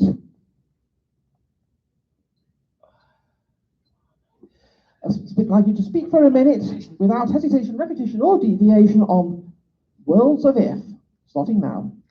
Worlds of If. Now, that's just something I really should know something about, but I just said something twice. Tommy there proves that you can indeed challenge yourself. Were there not people involved that were like Bob Shaw and You're speaking of James White? I think you're thinking of the Wheels of If. Oh, that's the Wheels of If, not the World. The Worlds of If was the magazine that came across with Galaxy. Isn't it fortunate you didn't make that mistake on the clock, Rich? No, Tommy Ferguson, having correctly... Yeah, Tommy, having challenged himself, scores a point, retains the subject, and has 54 seconds on the Worlds of If, starting now. The Worlds of If was a fantastic science fiction magazine, which I read thoroughly when in my youth. It had such great... He was laughing. I'm not sure he was actually hesitating. He somehow seemed to be able to speak through the laughter. Do you think he was hesitating, people? Yeah, the consensus seems to be that Tommy was, though he was amused, he was not hesitating. So we'll give him an extra point for an incorrect challenge. And he has 41 seconds on the Worlds of If, starting now. Before I was rudely interrupted by someone like Keith Freeman, but wasn't him. The Worlds of If, as I was saying, is a great, fantastic science fiction magazine. Who was the editor? It was so brilliant that I really am not too sure who edited it was, because I just went straight to the stories. They enthralled me so much, I was just amazed. Definitely an Oh, yeah, he was doing very well, but... Another science fiction fan there. Yeah, a fatal slipped in. Keith Freeman pounced, and he has the subject now with 22 seconds on the Worlds of If, starting now. It's a long time ago when the Worlds of If came out, and even one might say it was a long time ago when people think. Oh, and Rob Jackson has challenged. Indeed so, that's a point to Rob. And Rob now takes over the subject with 13 seconds to go on the Worlds of If, starting now. The Worlds of If and the Galaxy were two magazines to which I subscribed via our local newsagent, and they used to arrive with the words 21 Lyndhurst inscribed in dark blue white pen. Oh, so close, Leo. The finishing line was in sight. And old Keith Freeman went and hopped in at the crucial moment, scoring a point. He has 2 seconds on the World of If, starting now. The World of If, that is a magazine about, despite somebody interrupting me, I had. What got Keith that 2 seconds? You had 2 extra seconds left. I reckon, yeah. Well, Rich distracted me by complaining without ringing his buzzer, which is by not the recommended method, because if it had been a challenge, he wouldn't have got a point for it. So, but be that as it may, Keith was yet again speaking when the whistle went. He gets another point and extends his lead over Tommy Ferguson, who's just ahead of Rich Code and Rob Jackson. And it's back to Rich for the next subject. And Rich should use his mic. Yes, everyone, use your mic if you can, please, for the benefit of the audience. And Rich, I would like you to speak for 1 minute without repetition, hesitation, or deviation on Dave Langford, starting now. I'm just thinking as if I was. And Rob Jackson slapped down his hand, but the buzzer wasn't underneath it. And I think it was old Fastest Finger First Keith who was there again first. What was it? Was that a challenge? I did challenge it. Yeah. Yes, very so. So Keith takes over the subject with 52 seconds on Dave Langford, starting now. Just like the pub, Dave Langford lives in Reading, as I do. His house is about a quarter of a mile. So that's taken that. Yeah, that one was kosher hesitation. So Rob, you take over the subject of Dave Langford. You have 30 seconds left, starting now. I go back further as regards knowing Dave Langford than almost anybody else in this room, because I was There seemed to be some hesitation there. Yeah. How far long did you go back? But you have to wait and find out, won't you? Well, let's see. Rich Code, you have 25 seconds on Dave Langford, starting now. Dave knows more in his own mind about science And a fiction. challenge from Rob again. Another hesitation.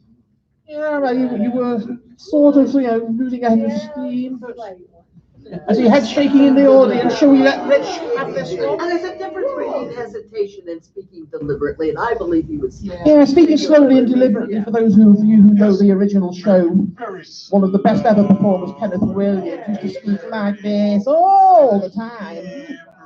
So we'll say. As I learned from Nicholas. We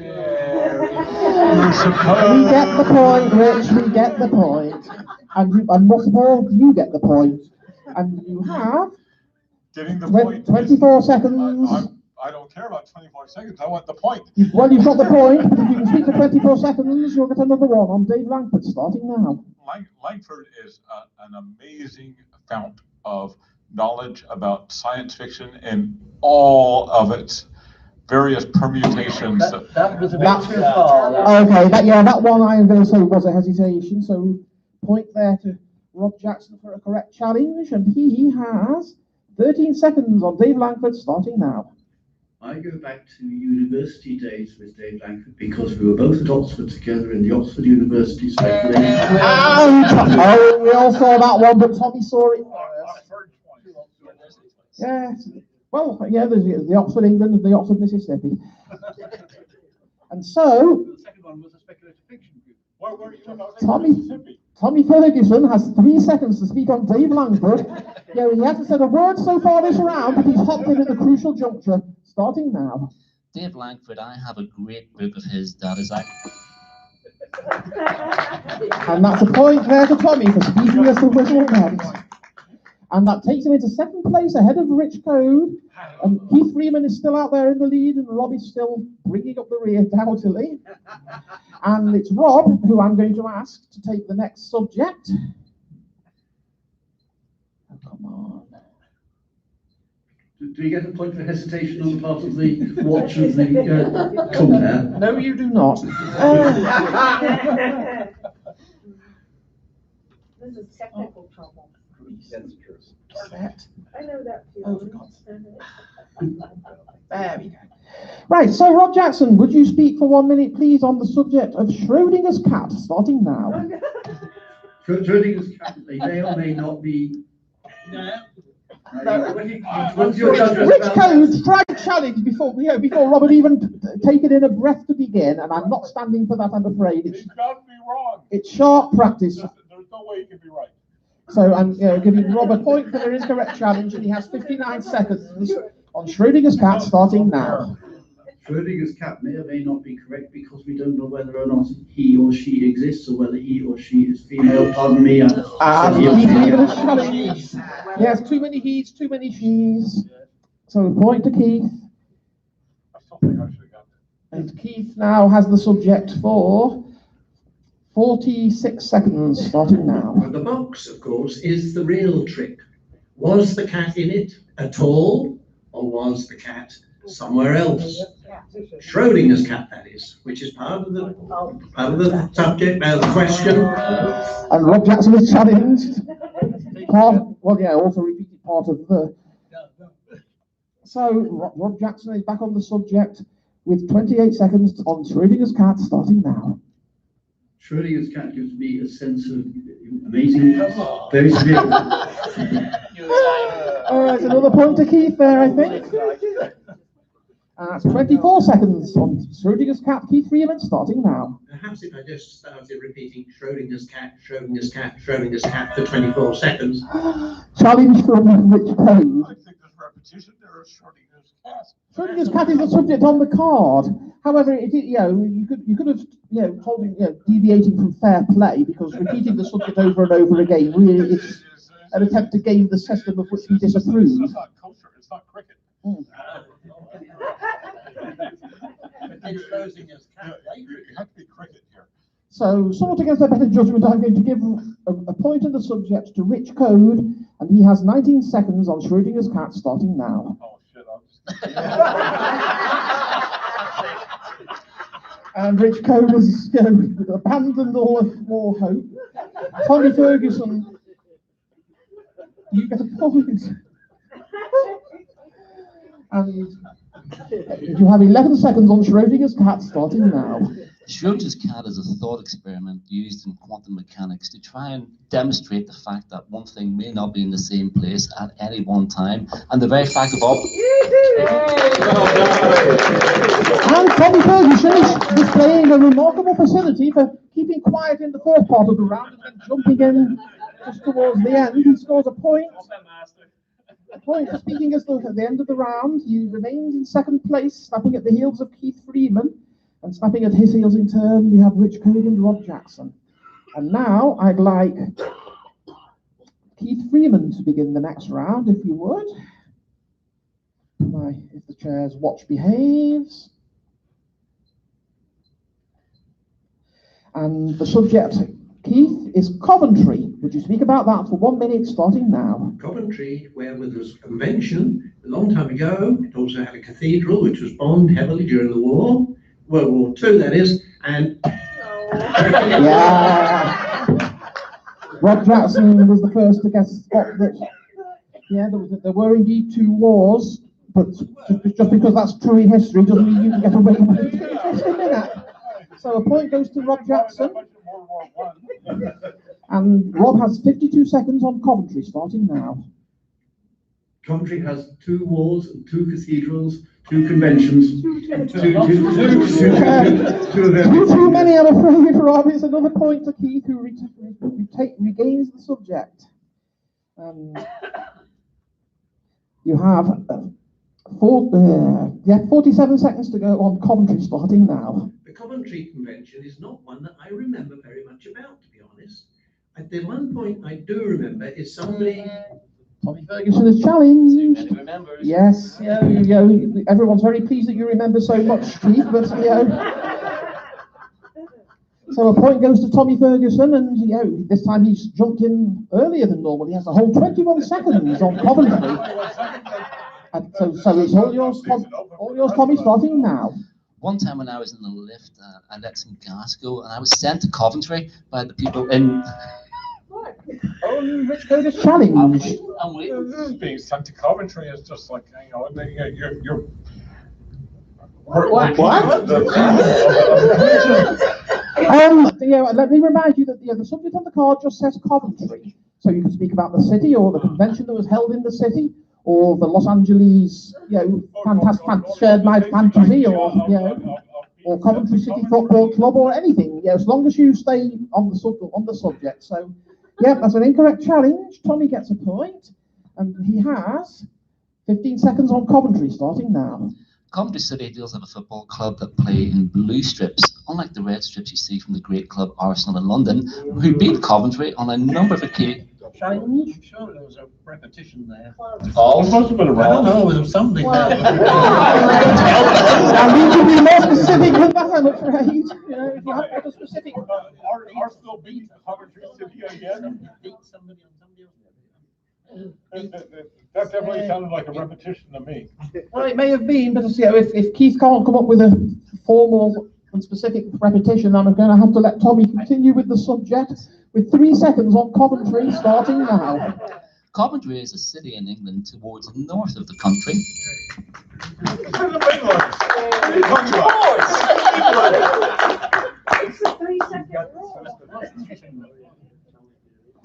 Well, Tommy Ferguson is certainly hitting his stride. He's, yet again speaking as the whistle went and goes that gets a point. He's very close behind Keith now, with Rob and Rich, snapping at each other's heels on, bringing up the rear. But it's time now for Tommy to see what it's like to see how he can cope when he actually has the subject from the word go. What do you have to think? So, Tommy, would you speak for 1 minute, please, on the Staple Wars, starting now? The Staple Wars, I'm sure, has something to do with fanzines. However, I'm actually lost in any detail, so I will just say. He'll just say nothing. I think Keith, everyone else challenged, but I think Keith was the fastest finger, yes. So we say Keith has an extra point there, and Keith also has 51 seconds on the Staple Wars, starting now. Staple Wars occurred before I actually entered fandom, as far as I know.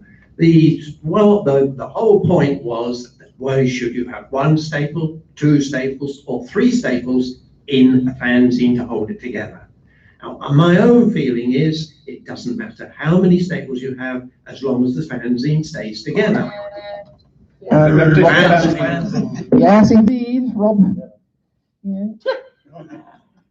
Comes in with a timely interruption there. He has 31 seconds on the Staple Wars, starting now.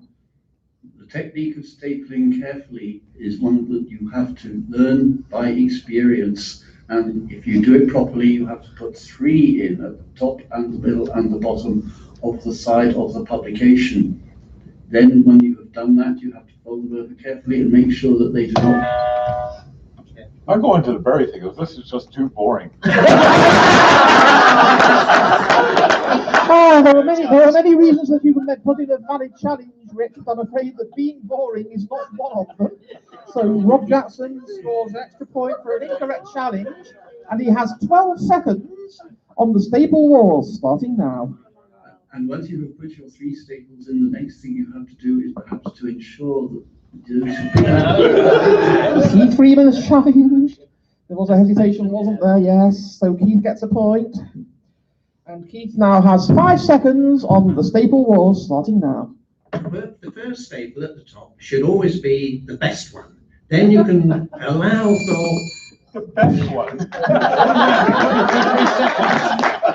the best staple? It's remarkable how they completely avoided talking about the Staple Wars. Really wasn't a random attack,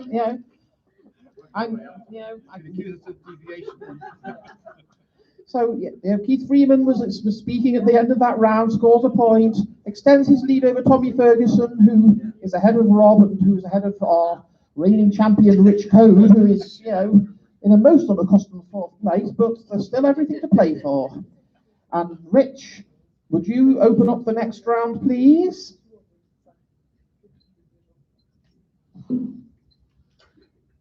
And would you speak for 1 minute on Captain America, starting now? Captain America and one of the sidekick Fucky Oh, no, that wasn't his name, was it? Anyway, he absolutely took on the Red Skull in big time. You've been challenged. I've been challenged. Way back when I challenged and you didn't hear the challenge. I heard nothing. Well, Rich It doesn't count as a challenge if I don't hear it, does it? Rich speaks quite loudly and your buzzer's a long way away from me, but yes, I certainly think there was hesitation there. So, point to you, and you have 50 seconds, Keith, on Captain America, starting now. I never actually read any of these comics.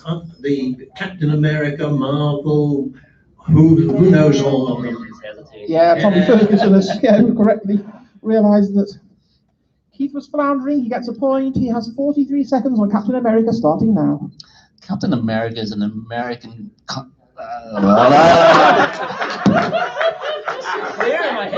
He's an American something beginning with C. I mean, it's probably a good job Rich Code interrupted when he did. And you're probably right that he was an American beginning with a C. So a point there to Rich Code. He regains the subject. He has 39 seconds on Captain America, starting now. But he and his nemesis, the Red Skull, who is also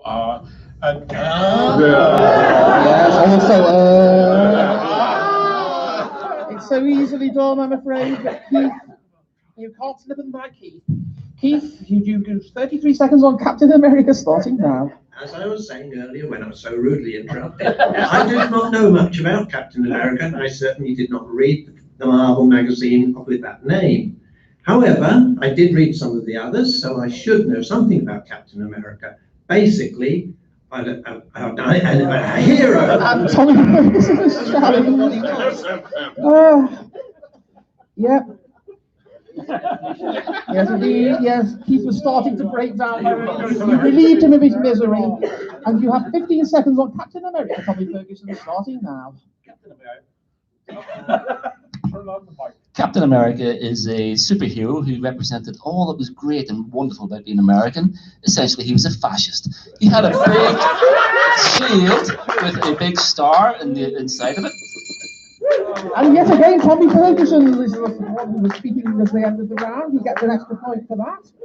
And he remains in second place, not very far at all behind Keith Freeman. He got away with that in Texas. So we'll move on now to Rob Jackson. Would you please, Rob, speak on this subject for 1 minute without hesitation, repetition, or deviation? The subject is Badger Books. Starting now. Badger Books are Keith Freeman pounces again. And Keith has 57 seconds on Badger Books, starting now. When I read the Badger book, I decided there and then I would never hesitate or differentiate any otherwise away from Badger books. They are terrible. They were disgusting. And I later found out that the author of them was also terrible and disgusting. It was rhetorically it was wonderful, but in the rules of Just a Minute, I'm afraid it was repetition, and Tommy Ferguson is correctly challenged, and therefore gets the subject with 34 seconds to go on Badger Books, starting now. This is another one of those subjects, Badger Books, which I know nothing about. So I will ramble on as I usually do, and I want to be known to ramble on about Badger Books. I believe that they were involved in small animals which crept around the forest, and the books that they read were very interesting because, as you can imagine, Badger Books would be very hard to read with those little claws and all the mud and the dirt that they have in them. However, I think Badger Books were something that we should all try to get into, this more environmentally aware age that we are now living in, because Badger Books could really teach us something that we need to know about our forest and how we can protect it.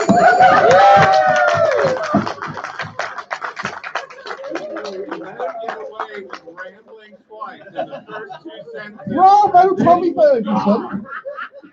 You were speaking at the end of 1 minute. You get a point, and I would like to recognise all four of our committee of our panels on for speaking for a minute on Badger Books without anyone mentioning Lionel Fantor. So we move on to the next person. And Not over yet. No, we have, you started on Captain America, Badger Book, so there's two more, so that everyone started for the right length of time. Yeah. And Keith Freeman, would you talk for 1 minute without repetition, hesitation, or deviation on the subject of it, starting now? Oh, it. It's a very short word. It can be repeated indefinitely, and it is indefinitely. Up. Yes. You can repeat it indefinitely, but you can't repeat it indefinitely.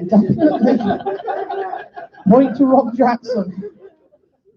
And Rob, you have 50 seconds on it, starting now. It, as far as I can remember, is a film by Stephen King, following on. Freeman challenges again. And Keith? Yep. Keith has 44 seconds on it, starting now. As Rob Jackson has just reminded me, it is a film. It is. It's not repeating because, or it is repeat. Okay, who was first there? It was Rich, was it? Yeah. I believe that it is a thing from outer space. Well, you want, shut up, you haven't told me to start yet, don't waste words. I must be quiet. You have 37 seconds on it, Rich, starting now. So it I believe, is a thing that comes from outer space and has been coming from outer space for a very long time. Yeah. If you said inner space, then you might have got away with it. But Keith Freeman has a correct challenge, gets a point, and he has 29 seconds on it, starting now. When I first saw it, I didn't quite understand what it was all about. Now, that may seem strange to you because you're fans and you know all about these things, but when I first saw First floor, whichever of you repetition there about it. You repeat it, but you can't repeat saw first. Yeah. And so that's 18 seconds, please, on it. Which code starting now? Oh, was it Tommy? Yeah. Oh, hang on a second. Right, in that case, 18 seconds. Tommy starting now. It is a great book by Stephen King, and it's a wonderful movie as well. So both of these things should not be related, but they are in some kind of strange way because the book itself has nothing to do with it. Yes. Point to the audience there, I think, but Keith Freeman actually buzzed in, so he, spotted there was a repetition of the book, wasn't there?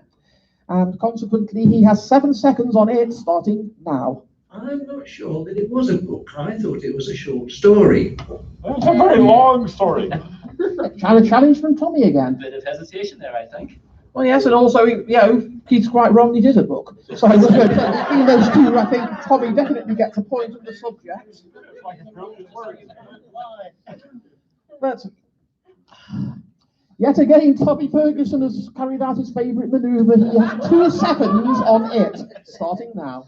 It is a book by Stephen King.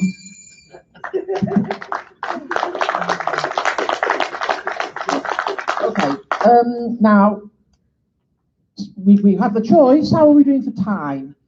And how are you lot doing for energy? Because in theory, we have we can either do 1 more round or 5 more. Should we do 1 more? One more. Very well. One more question. So that everyone has had to start the same number of times, and Tommy is the only one who hasn't started one fewer than everyone else. Very well then. So in that case, we'll say this is going to be the last round, and going into that last round, Rich is bringing up the rear with Rob a nose ahead of him. But up at the front, it's looking very tight between, Keith has been leading all the way, but Tommy Ferguson is so close behind. And can Tommy bring it up the rear? Can Tommy make up that little tiny gap? Can he speak in short for 1 minute? Can he speak for 1 minute without hesitation, repetition, and deviation on the subject of Elric? Starting now. Elric is an elf, as far as I'm aware, from the Lord of the Rings books and movies. It is, honestly. Yes, and it was amply put. Challenge from. Some deviation there between what he's supposed to be talking about and the discussing with Rich and having an argument. Yeah, I think it would be only a humane thing to do to give Keith the subject at this point. So, Keith, you have the subject. You have 46 seconds to speak, please, on Elric, starting now. Elric, as far as I know, is a member of the clan, or whatever you call them, in Lord of the Rings. I don't think he appeared in The Hobbit. I'm not sure about that. However, without Is that Tommy again? Yes. How do you find these fake fans? Yeah, Tommy, yet again leaps in. He regains the subject, and it's still looking awfully close with 30 seconds to go on Elric, starting now. So Elric may have been, as I'm possibly gathering here, not in Lord of the Rings, just but a character in perhaps a Michael Moorcock book and Is that you again? Yes. They might not even realize that you made a mistake. Yeah, Keith yet again, jumps in, regains the subject. It's a ding-dong battle between these two. With 17 seconds to go, Keith Freeman, starting now. Yes, I know it wasn't in Lord of the Rings. However, Elric, which was one of the characters. And Tommy yet again leaps back in. Oh my goodness me, this is so close. And Tommy, you have 10 seconds on Elric, starting now. So Elric was in Lord of the Rings, and he also was in Rich Coda's challenge. Elric was not in Lord of the Rings at all. No, but it has to be said. Yeah, this may not be factual. I know it's hard not to correct. It's hard not to leap in and correct such egregious ignorance of our genre. But according to the rules of the game, Tommy has committed no sin, and therefore, Tommy gets a point for an incorrect challenge, which brings him even closer to Keith Freeman, and he has 7 seconds on Elric, starting now. So Elric was a character from Michael Moorcock's books, and just because I'm playing up to the audience and get some cheap laughs for my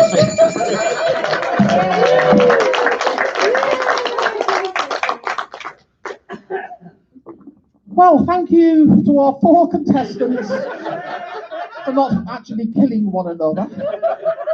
Thank you to our audience for sitting through this arrant nonsense. And I'm sure you'd all rather be in the consuite, drinking to forget everything that you've just heard. But before you go and do just that, I'll let you have the note of the final scores.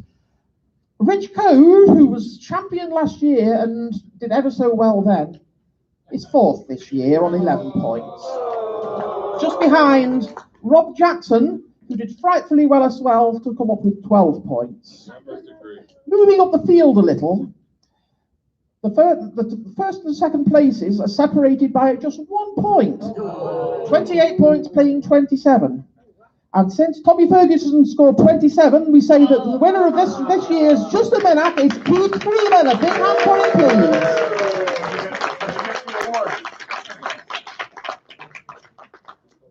And so, Keith, you get this year's award.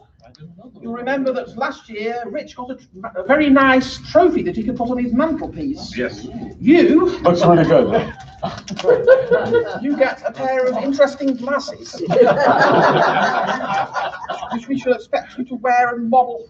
Oh yes, this is definitely. Yeah, 2020 vision. So the 2020 Just a Minute champion, Keith Freeman.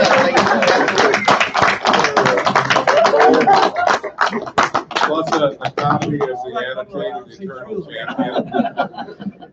Yeah, and it's probably a good. The last Texas Corflu, Michael Moorcock actually attended. It's probably a good job he didn't this time, really. So that's the lot. Thank you again to everyone in the audience, and we hope you've enjoyed this instalment of Just a Minute. Thank you to Sandra as well.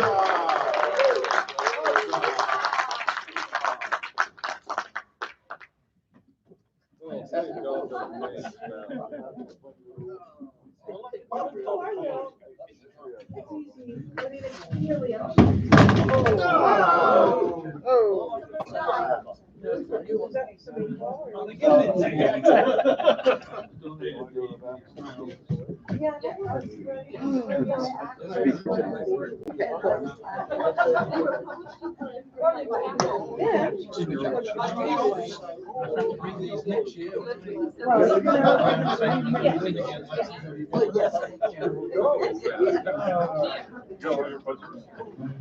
I don't think the brothers turn up.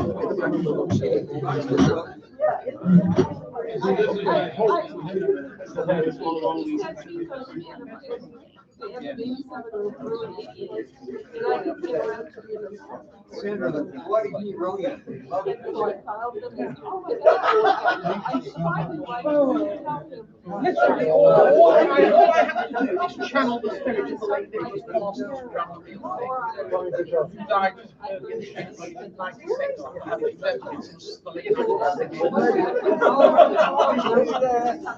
Something like that. Started in the end of the 60s. Yeah, right until the last year. It's about 52 years, I think. Nearly 1,000 shows.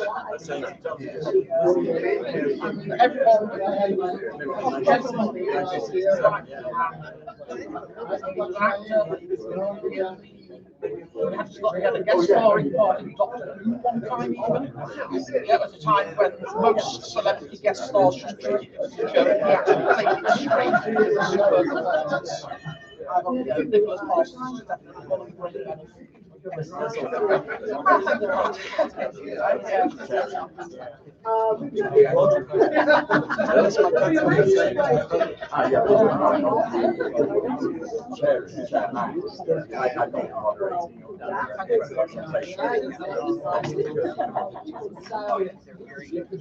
They go with and then sure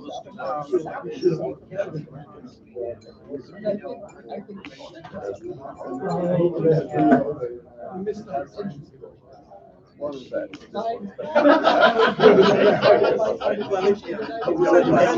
Okay, have a good smile. Maybe just wind down a little, just wild ride and then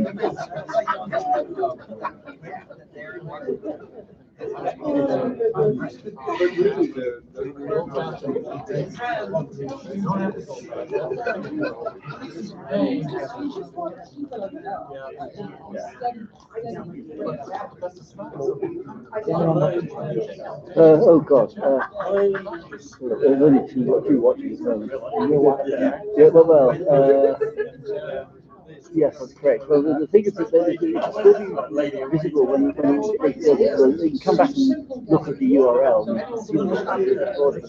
So there'll be no comments for either of them. How come here reverses it?